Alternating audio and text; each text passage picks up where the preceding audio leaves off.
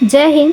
UPSC exam के लिए आपको पहली एक काम करना बहुत ज़रूरी है और वो है उसके एग्ज़ाम की स्ट्रैटेजी, उसकी डिमांड को समझना। अगर आप उसकी डिमांड समझ जाओगे तो भाई डिमांड से रिलेटेड होता है उसका सप्लाई। जैसे आप सप्लाई समझ जाओगे ऑटोमेटिक सप्लाई आपकी तरफ से जाएगा जो उसकी डिमांड को फुलफ़िल करेगा, यानी कि यूपीएससी एग्ज़ाम का। मैंने इसके बीच का इंटरलिंक बताने की कोशिश की है कि सप्लाई करना सीखो, डिमांड ऑटोमेटिक फुलफ़िल होगी और वही आपका यूपीएससी एग्ज़ाम निकालेगा, क्रैक करेगा। उसके पीछे सप्लाई करने के पीछे का मतलब है जिसमें एक बहुत मोटिव सा काम आता है, वो है आपकी answer writing practice. Answer writing को आप कैसे बेहतरीन कर सकते हो इसके ऊपर बात करनी है। मुझे पता है आंसर राइटिंग लिखने में बहुत प्रॉब्लम्स होती है। कई बार होता है कि हमें पता है कि क्या चीज़ें हैं, क्वेश्चन बात क्या कर रहा है, पर हम उसको लिख नहीं पाते। Why? Because we do not have a specific word. हमें छोटे अक्षरों में, क्योंकि यूपीएससी सीधा बोलता है कि मुझे इतने वर्ड्स में ही क्वेश्चन चाहिए, मुझे इतनी, आपको इतनी शीट दी जाएगी तो उसके अंदर लिखो और टू द पॉइंट बात चाहिए। तो चीज़ों को वो सिस्टमेटिकली चाहता है पर आपको नहीं पता कि उनको एडजस्ट कैसे करना है। तो आंसर राइटिंग बहुत बड़े लेवल पे मैटर करती है। आपको पता है कि यूपीएससी का जो एग्ज़ाम होता है वो 2 स्टेज में होता है बेसिकली, प्री और एक मेंस। प्री सिर्फ क्वालिफाइंग होता है, उसमें उसकी हम अगली वीडियो में बात करेंगे अगर प्री की स्ट्रैटेजी चाहिए। यहाँ पे अपन मेंस की बात कर रहे हैं, ठीक है। तो मेंस में आपको पता है मेंस को 2 सेक्शन में आप डिवाइड करो, एक है स्पेस, दूसरा है टाइम, ठीक है। आपको टाइम और स्पेस इन दोनों को महत्वता देते हुए अपने आंसर राइटिंग को प्रेजेंट करना, अपने आंसर राइटिंग को दिखाना है वहाँ पे। उसके लिए आपके पास प्रैक्टिस शीट होनी बहुत ज़रूरी है और उससे बड़ी बात आपके पास गाइडेंस होनी बहुत ज़रूरी है। वो गाइडेंस आपको कहाँ से मिलेगी? तो वो गाइडेंस आपको हमारे बैच के द्वारा मिलेगी, सिविल आईएएस बैच, ठीक है।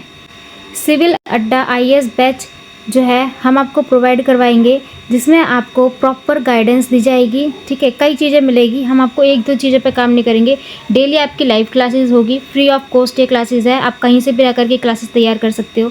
दूसरी बड़ी बात, एनसीईआरटीज़ प्लस एडवांस बुक, ठीक है। एनसीईआरटीज़ और एडवांस बुक दोनों को मिला करके जो आपको बुक्स प्रोवाइड करवाई जाएगी, वहाँ से डायरेक्ट क्वेश्चन बन करके आते हैं। हमारे कितने ऐसे स्टूडेंट्स हैं जिनके प्रीवियस ईयर क्वेश्चन में भी यहाँ से क्वेश्चन देखे गए हैं, ठीक है। तो डायरेक्ट क्वेश्चन वहाँ से बन करके आएंगे, आपको वो ज़रूर कैरी करना है, ये हम आपको प्रोवाइड करवाएंगे। उसके अलावा लाइव सेशन डाउट क्लासेस होगी। फॉर एन एग्जाम्पल, अभी आप ये वीडियो देख रहे हो, बट इस वीडियो के दौरान अगर आपको कोई चीज़ कॉन्सेप्ट क्लियर नहीं हुआ तो आप लाइव क्लासेस में डायरेक्ट हमसे पूछ सकते हैं बाय रेजिंग योर हैंड। तो वो चीज़ हम आपको प्रोवाइड करवाएंगे। उसके अलावा टॉपर्स के नोट्स से अपन लोग पढ़ेंगे, टॉपर्स के नोट्स रहेंगे, मेंटोरशिप क्लासेस रहेगी आपके पास। ओवरऑल बच्चों की एक चीज़ पे काम किया जाएगा जितनी भी उनको दिक्कत होगी। 24/7 कभी भी आपके पास मेंटोर क्लासेस रहेगी, नंबर व्हाट्सएप नंबर रहेगा, उसके अलावा कॉन्टैक्ट नंबर रहेगा। आप कभी भी अपने डाउट्स को क्लियर करने के लिए पूछ सकते हो, ठीक है। वेट करने की ज़रूरत नहीं होगी। दूसरी बड़ी बात, हम लोग आपसे सिंगल कोई पैसा चार्ज नहीं कर रहे। अदर अकेडमी जो होती है वो उस एग्ज़ाम की तैयारी करवाने के लिए सोचिए ना 2 से 2.5 लाख रुपए मांगती है। उसके बाद भी बच्चे की 99% जो रहती है वो रहती है सिर्फ और सिर्फ खुद की मेहनत, सेल्फ मेहनत, ठीक है, हार्ड वर्किंग। तो जब आपको हार्ड वर्क करना ही है तो आप स्मार्ट वर्क के साथ करो। मतलब इतने पैसे फूकने की ज़रूरत नहीं है। अगर आपके अंदर सच में डेडिकेशन है तो if you are seriously committed yourself, तो आपको उतना पैसा फूकने की ज़रूरत नहीं है, पर आपको सही स्ट्रैटेजी, सही गाइडेंस की ज़रूरत है। और वो कहाँ से मिलेगी? तो वो आपको मिलेगी सिविल अड्डा आईएएस के थ्रू। सिविल अड्डा आईएएस आपको कई सारी मल्टीफैसेटेटेड चीज़ें प्रोवाइड करवाता है। वी हैव टारगेटेड 260 डेज़, ठीक है। 260 डेज़ का चैलेंज है। 260 डेज में हम अपना प्री प्लस मेंस दोनों को अपने आप पे प्रिपेयर करके दिखाएंगे। ये हमारा चैलेंज है और आपको ये करना होगा। अगर आपने सच में सोचा है कि मुझे करना है, मतलब करना है। No any option, no any excuse, you have, we have, ठीक है। ये चीज़ ध्यान रखिएगा। देखिए नोट्स की अगर मैं बात करूँ तो आपको नोट्स मिलेंगे एनसीईआरटी और एडवांस दोनों बुक को मिला करके, यानी कि अगर मेरे बनाए गए नोट्स आपने पढ़ लिए, मेरी बनाई गई बुक, हमारे द्वारा जो बुक इशू की गई है उस बुक को भी अगर आपने देख लिया, no need to go any except this, ठीक है। कहीं और जाने की कोई ज़रूरत नहीं है, सिर्फ उसके ऊपर आपको ध्यान देने की ज़रूरत पड़ेगी। क्यों? क्योंकि अगर आप उसी को किताब को 2 से 3 बार 4 बार आप रिवीजन भी कर लोगे, आई गारंटी यू कि आपके सारे क्वेश्चंस वहीं से solve. Yes, let's for an example, यहाँ पे इकोनॉमिक्स की क्लास है। देखो इकोनॉमिक्स में अपन लोग जो पढ़ेंगे, मैंने एनसीईआरटी से खुद से बनाया, economic fundamental concept of income, international structure, economic growth, उसके अलावा evaluation of Indian economy, economic reform, planning in India, planning commission, money and currency system, banking, inflation, Indian financial market, उसके अलावा insurance sector, taxation sector, public sector, public finance, Indian agriculture, उसके अलावा investment sector, industrial sector, service sector, Indian security market, external security, poverty and inequality and empowerment and skill development, inclusive and international economic organization. ये सारी ही चीज़ें UPSC basically question, अभी तक के सारे record में क्वेश्चन जितने बने हैं वो सब इन्हीं पार्ट से बने हुए हैं। तो इन सारे ही नोट्स आपको टोटली मिलेंगे। दूसरी बड़ी बात, हिंदी की अगर आप बात कर रहे हो, हिंदी या इंग्लिश किसी भी मीडियम से अगर आप अपने तैयारी करना चाहते हो, सारे ही मीडियम्स हमारे पास अवेलेबल है। पर आपको ये क्लासेस लेने के लिए एवरीडे, हर रोज़ गूगल मीट और जूम मीटिंग पर हमारी क्लासेस रेडी रहती है, जिसके लिए आपको करना ही होगा कि आपको डिस्क्रिप्शन में दिया गया गूगल फॉर्म का लिंक, ठीक है, आप जाइए, उसके अंदर अपनी डिटेल्स फॉलो करिए एंड हमारी टीम जो है वो आपसे कनेक्ट हो जाएगी। टीम कनेक्ट होगी तो वहाँ से आप जो भी अपने डाउट्स वगैरह होते हैं उनसे सारी इन्फॉर्मेशन ले सकते हैं एंड सेम डे पर आप अपनी क्लासेस अटेंड कर सकते हो। हम आपको फ्री क्लासेस प्रोवाइड करवा रहे हैं, क्योंकि देखो बेसिकली हमारा एक ही मोटिव है, our future aspirants will be safe. अगर वो चाहते हैं तैयारी करना तो कोई पैसों की वजह से रह जाए, ऐसा नहीं होना चाहिए, है ना। और मुझे पता है बहुत सारे बच्चे ऐसे भी जिन्होंने कई सारे बैच ले रखे हैं, जैसे आप देखोगे तो निर्णय IAS, उसके अलावा दृष्टि IAS, इन सब से बहुत हाई लेवल की फ़ीस होती है, क्योंकि वो अफोर्ड नहीं कर सकते। और वो ऐसा भी नहीं कि वो बच्चों के एक्सक्यूजेस जाने उनको, उनके लिए सारे बच्चे इक्वल है। तो देखो हमें भी वही है, पर हमने उसी फीस को कम भी नहीं, बहुत फ्री में ही पढ़ा रहे हैं आप लोगों को, ठीक है। तो आपको इस अपॉर्चुनिटी का फ़ायदा उठाना है। आपको इस वीडियो के डिस्क्रिप्शन में लिंक जाना है, वहाँ से क्लासेस अटेंड करनी है। अगर आप सच में सीरियस हो और सच में आपको कुछ करना है तो आई गारंटी यू कि अगर आपने जिस डेडिकेशन, जिस मेहनत से आपने, हम बता रहे हैं, उस तरीके से पढ़े भी, आप अपना एग्ज़ाम निकाल पाओगे। आपने देखा अभी प्री का UPSC 2025 का एग्ज़ाम आया था, 24 का, तो 2025 का जब एग्ज़ाम आया था उसमें प्री काफ़ी सारे बच्चों का निकला, पर आपको पता है कहा जा रहा है कि एक स्कैम की तरह देखा गया। तो ये 85% चांस है कि ये एग्ज़ाम दोबारा कंडक्ट करवाया जाएगा UPSC के थ्रू, ठीक है। तो उस एग्ज़ाम में भी हमने देखा कि कई सारे क्वेश्चंस ऐसे थे जो हमारी प्रैक्टिस सीट से उठ करके डायरेक्ट आए हुए हैं। तो ये बहुत बड़ी चीज़ है, ठीक है। हम यहाँ पे पर्सनल मेंटोरशिप गाइड दे देते हैं। अगर किसी बच्चे को राइटिंग सेक्शन में प्रॉब्लम है then we will work on that. अगर किसी बच्चे को थिंकिंग में प्रॉब्लम है, they are not able to think about as a civil servant, तो हम उसमें भी डेवलपमेंट में ध्यान देंगे। तो सारी ही चीज़ें हैं जो उस पर आप पे फोकस किया जाएगा और ये आपके लिए बहुत बड़ी अपॉर्चुनिटी है। So don't need to away from that, ठीक है। इस अपॉर्चुनिटी का फ़ायदा आपको ज़रूर से ज़रूर उठाना है। सेकेंड चीज़,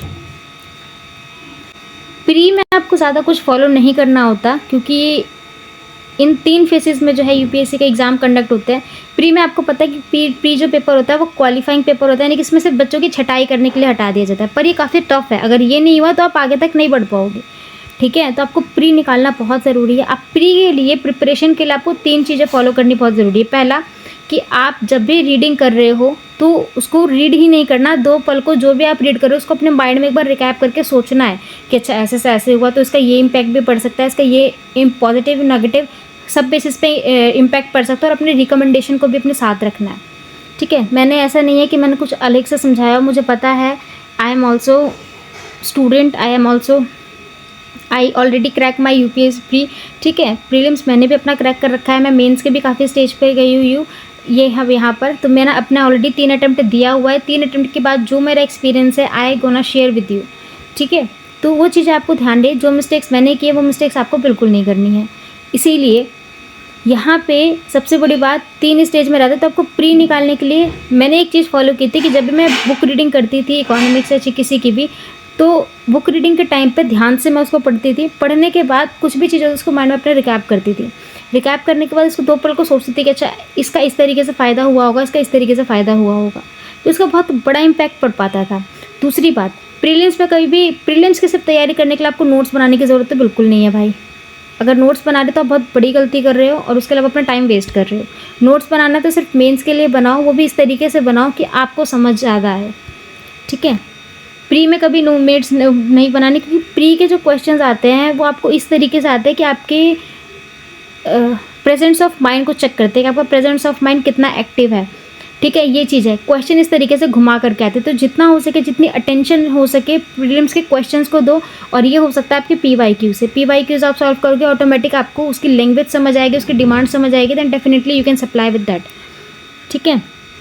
प्री हो जाएगा और उसके बाद सी सेट है। जीएस तो निकल जाता है, उसके बाद सी सेट बचता है। सी सेट में भी काफ़ी प्रॉब्लम आती है। देखो सी सेट आपके सिर्फ और सिर्फ रिवीजन पे वर्क कर सकता है। आप जितना हो सके उसको रिवाइज करो, जितना हो सके पीवाइज की सॉल्व करो, हमारी क्लासेस लो, हमारे मेंटोर से मिलो, हमारे टीचर्स वगैरह से बात करो, वो सब आपको गाइडेंस करेंगे, ठीक है। सी सेट में आपको ये करना होता है। ये दोनों होने के बाद प्री का रिजल्ट आया, प्री में आपकी कट ऑफ आ गई अगर 33, 35, 38 भी, तो भी आपका एग्ज़ाम क्लियर है। उसके बाद मेंस की जब बात करते हो, देखो मेंस में सिर्फ एक ही चीज़ आपका मैटर करता है, that is your answer writing. Answer writing पे आप काम करो। आंसर राइटिंग बहुत इंपॉर्टेंट होती है।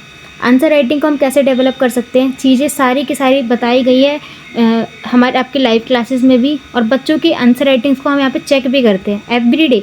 हर क्लासेस में एक क्वेश्चन होता है, इस क्वेश्चन को आंसर प्रेजेंट करने के लिए बोला जाता है विद इन क्लास, ठीक है। While the class we already give the answer and हम सारे बच्चों की प्रेजेंटेशंस को चेक करते हैं।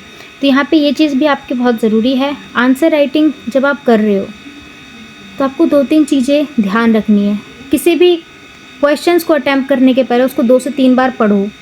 क्वेश्चन समझो कि क्वेश्चन बोलना क्या जा रहा है। जब क्वेश्चन समझे तो हर एक आंसर को 3 पार्ट में डिवाइड करो। पहला उसका इंट्रो, दूसरा उसका बॉडी और तीसरा उसका कंक्लूजन।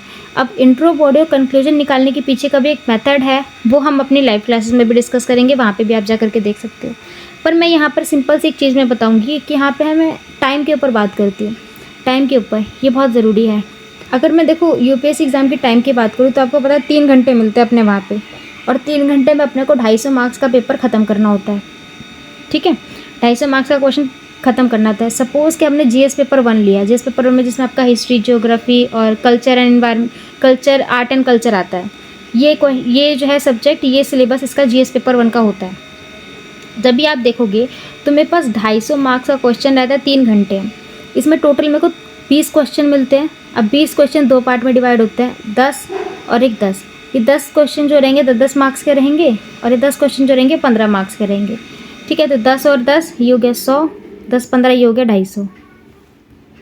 तो 250 मार्क्स आपके ये हो जाते हैं। अगर आप देखोगे तो 10 मार्क्स का क्वेश्चन है, इट मीन्स कि आपको यहाँ पे 150 वर्ड्स लिखने होते हैं, यानी कि ये है 2 से 3 पेज में आपको ख़त्म करना है। उसके अलावा 15 पेज है, तो इसमें भी आपको ये देखोगे तो 250 वर्ड्स लिखने होते हैं। वर्ड्स का क्राइटेरिया होता है। अब 250 वर्ड्स का क्राइटेरिया तो इसमें मान के चलो 4 से 5 पेज में ख़त्म करना है। आगे पीछे की बात कर रही हूँ मैं। अब यूपीएससी की शीट कैसे होती है, कुछ इस टाइप की शीट होती है, सॉरी कुछ इस टाइप की शीट होती है ना, कुछ इस टाइप की शीट होती है जिसमें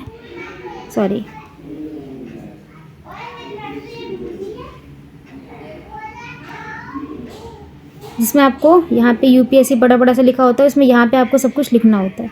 इस तरीके से इस बाउंड्री के अंदर ही सब कुछ लिखना होता है आपके अंदर, है ना। तो 2 से 3 पेज के आंसर्स को आपको ख़त्म करना है, और ईच एंड एवरेज 10 मार्क्स का क्वेश्चन है तो उसको 7 से 8 मिनट में ख़त्म करो आप। ये आपकी फिक्स टाइमिंग है, तभी आपका क्वेश्चन हो पाएगा, नहीं तो एंड टाइम पे छूट जाएगा। 15 है तो उसके आप 10 से 12, 8 से 12 मिनट दो। सिर्फ इतने में आपका क्वेश्चन एक अटैम्प्ट होना चाहिए। ये स्ट्रेटेजी अगर आप फॉलो करके चलोगे देन डेफिनेटली आपका कोई क्वेश्चन नहीं छूटेगा, एंड एट द एंड आपको रिवाइज करने का टाइम मिलेगा 10 से 15 मिनट डेफिनेटली, ठीक है। तो इस तरीके से आपको अपना पेपर देना है, सारे क्वेश्चन अटैम्प्ट करके आना है, सारे क्वेश्चन। आंसर को प्रेजेंट कैसे करना है ये हम बात करेंगे आज की अपनी लाइव क्लासेस में, ठीक है। तो अभी के लिए आपको क्या करना है, if you are very serious about it, और अगर आपको 80% का स्कॉलरशिप यहाँ पर चाहिए तो आपको डिस्काउंट कोड अप्लाई करना होगा। डिस्काउंट कोड अप्लाई करने के लिए आपको डिस्क्रिप्शन में डिस्काउंट कोड मिल जाएगा, वो जाइए। और उसके अलावा हमारी टीम मेंटोर का वहाँ पे आपको नंबर मिला हुआ है, उस नंबर पर जाइए, वो कोड भेजिए, अपना नाम, गूगल फॉर्म अप्लाई करिए। ये सारी चीज़ें करने के बाद आपको ऑटोमेटिकली हमारी टीम की तरफ से रिवर्ट आ जाएगा, एंड सेम डे से आपकी क्लासेस स्टार्ट होनी शुरू हो जाएगी। तो I hope you enjoy your journey, and जितना हद तक होगा हम साथ रहेंगे, साथ में करेंगे। अपना 10% दोगे, हम अपना 100% देंगे, समझ आई।